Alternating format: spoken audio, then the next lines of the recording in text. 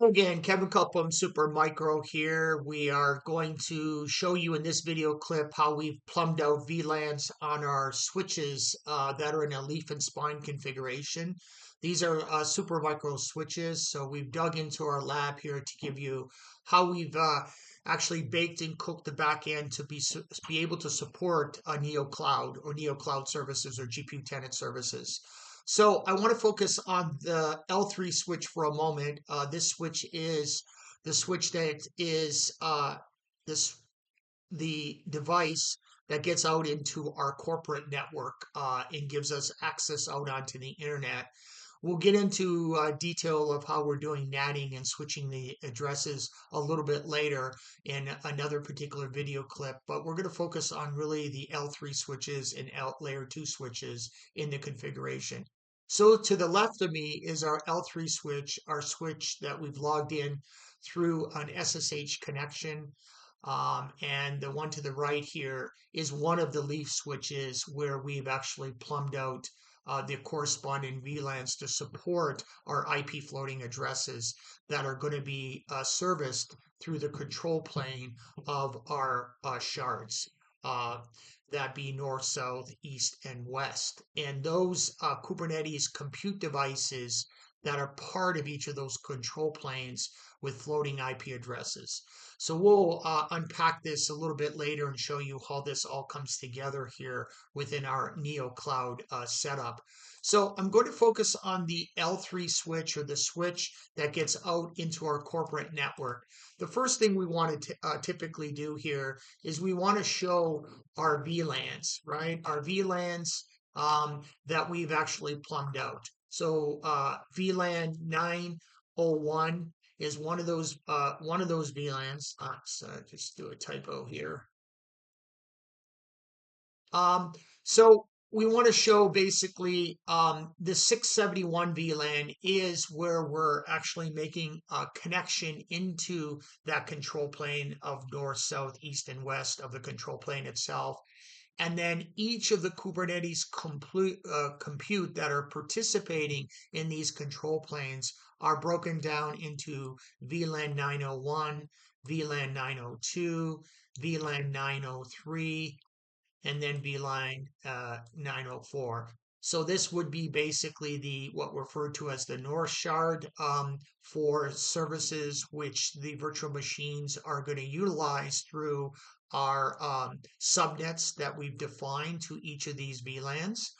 So VLAN 901 is the North Shard, VLAN 902 is the South Shard, VLAN 903 is the East Shard, and 904 is the West Shard.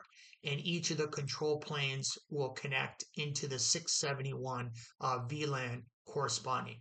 So do you have to do it this way? No, you can basically take each shard itself and break it out into various other VLANs. Maybe perhaps you want to take your control planes and map them into each one of these 901, 902, 903, and 904.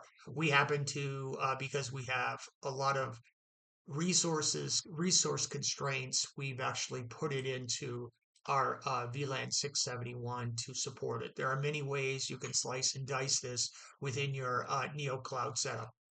All right, so we've established the VLANs and we presented those VLANs associated with those switches, and then we pass those VLANs appropriately to the uplink ports that would connect into each one of these leaf uh, uh, bridges or switches. And those switches will obviously be plumbed out for their corresponding VLAN back to the upstream switch. We'll show you that in the configuration here, where port number one here is actually being connected back to the layer 3 switch. And we, for consistency purposes and being helpful, I would recommend you put some descriptions in there and how you map the relationship from port to port, right? So that you can actually, if you have any type of issues for that you need to do from a troubleshooting perspective, you can walk them. Of course, you can use LLDP to take a look at how these are all interconnected and where those MAC addresses show up, and then make sure that LLDP is also configured on your Linux host, right? So that you're able to determine where a MAC address is showing up and should be showing up in its corresponding VLAN.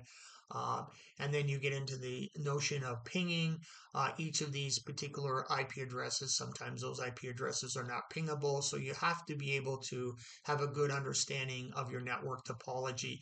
So if you're not network savvy and you're relying on a network engineer within your environment, then you'll have to work with those individuals or experts to be able to uh, plumb out or basically provide an infrastructure to support your tenant cloud services.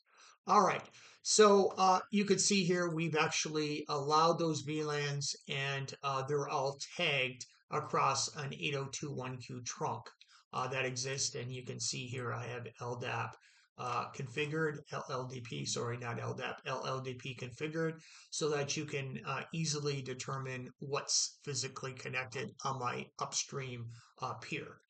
All right, so we've got the VLANs established on both of these particular environments. The next thing we want to do is be able to look at again, the L3 switch and find out what are their default gateways corresponding to each one of these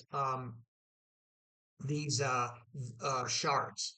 And so when you look at this, and we're going to go down to the bottom here, and we're going to continue down to the end here of the show run configuration. I've done a running configuration of the permanent database here. And you can see here that we've actually plumbed out each of the interfaces as a layer 3 interface for each corresponding VLAN. So VLAN 901 here, we have Dev Console North subnet. We have the DevCon South subnet of 902 and VLAN 903 subnet for DevCon East subnet, and so on and so forth to VLAN 904 DevCon West subnet. And then, of course, we have our default gateway of last resort, which is the 169.1, which is our corporate network IP address that we're upstream to us. So you can see here that we can certainly go out and ping our DNS out here if we want, which is Google. And you can get out, and we do definitely have access. And certainly, if we were to do a ping over here on our rack 4 switch here, we could also do a ping.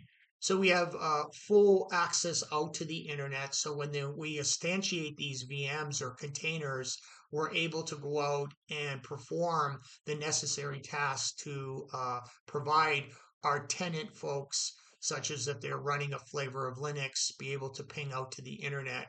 And we'll get into more details of how we slice and dice that a little bit later in this video podcast. So again, I've showed you basically the relationships here between the top of rack switch, such as the L3 switches are one getting out to our corporate network, and each subsequent leaf bridge will connect to this spine. The spine is the L3 switch here. And each of these particular leaves would connect to this spine and the configuration. And then you need to determine exactly where those physical hosts that you're going to be part of that Kubernetes cluster, what particular switches that they're going to reside in which particular rack, right? So you'll be able to have to present those appropriate VLANs to those subsequent physical servers as well. So let's look at that configuration a little bit here to determine here how we would basically do that from a physical perspective. And you can see here on interface 10 here, which is our Kubernetes Compute 10, which is part of a particular shard, which is the West shard because it's in the 904. You can see here that we presented both the VLAN 671 to that server as well as the 904. So the reason why we presented 671 is that particular server is connected into our BMC. We want to be able to get access to that server. And then we want to also be able to have an in-band SSH connection to be able to make management type changes to that particular compute that's part of that Kubernetes environment. And so you can see here, based on the shards here, 904. This one is here. So we have three particular hosts. There has to be always three compute hosts to a Kubernetes cluster. And then we take the control plane and either import that or deploy it within your particular shard. So that shows you the relationship we're doing here and how we're actually presenting VLANs to be able to allow for those virtual machines to be successfully serviced through those Kubernetes clusters. Okay, so that completes basically our sort of building out of our layer 2 and layer 3 switches from a leaf and spine configuration. Thanks for joining today. We'll see you next time. In the next video, we'll start focusing on the Linux bridges, which are the Kubernetes compute host, the worker and masters, and how we basically build bridges there successfully for those virtual machines and containers to utilize those microservices that exist within that cluster of the Kubernetes and how it actually relates back to the SDX control plane. Again, thanks for joining today. I bid you a great day.